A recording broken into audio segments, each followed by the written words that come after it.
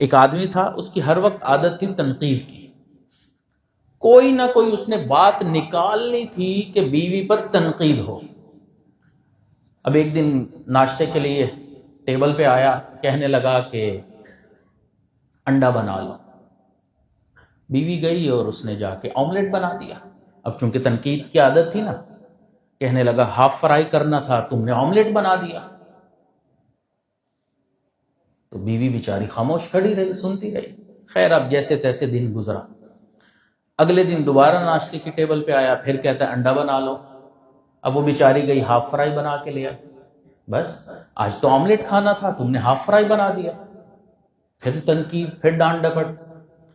تیسرے دن پھر انڈا بنا لو۔ اب بیوی نے سوچا کہ دونوں پہ ڈانٹ پڑ گئی ہے، تو اس نے ایک آملیٹ بنا دیا اور ایک ہاف فرائی بنا دیا، دونوں سامنے لا کے رکھ دیے۔ اب کوئی تنقید کی جگہ تو نہیں تھی، لیکن عادت تھی۔ تھوڑی دیر بعد کہتا ہے عجیب دماغ ہے، جس کو آملیٹ بنانا تھا ہاف فرائی کر دیا، جس کو ہاف فرائی کرنا تھا آملیٹ بنا دیا۔ تو یہ حالت ہے ہماری کہ ہم نے تنقید کی نظر سے دیکھنا ہے، یہ نہیں دیکھنا کہ وہ بیچاری ہمارے لیے اٹھی ہے، ناشتہ بنا رہی ہے، کھانا بنا رہی ہے، کپڑے تیار کر رہی ہے، پھر میرے بچوں کا خیال کر رہی ہے، پھر عزت کا خیال کر رہی ہے، گھر کا خیال کر رہی ہے، میری والدہ کی خدمت کر رہی ہے، والد گھر میں ہے تو ان کی خدمت کر رہی ہے۔ سب چیزوں کو اگنور کر کے بس اس بات پر تنقید ہی تنقید۔